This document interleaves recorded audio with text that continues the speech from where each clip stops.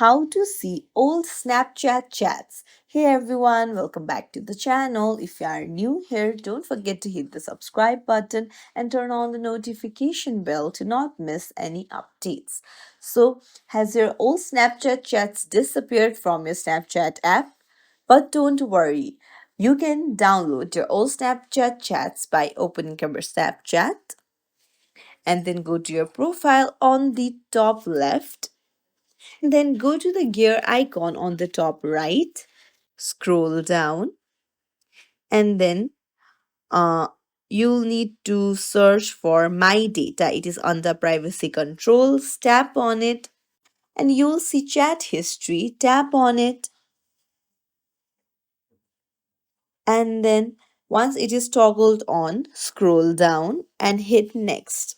Once you have chose the time range, you just need to confirm your email address and hit submit on the bottom right corner. So now all of your old Snapchat chats will be mailed to you on the email address that you have set.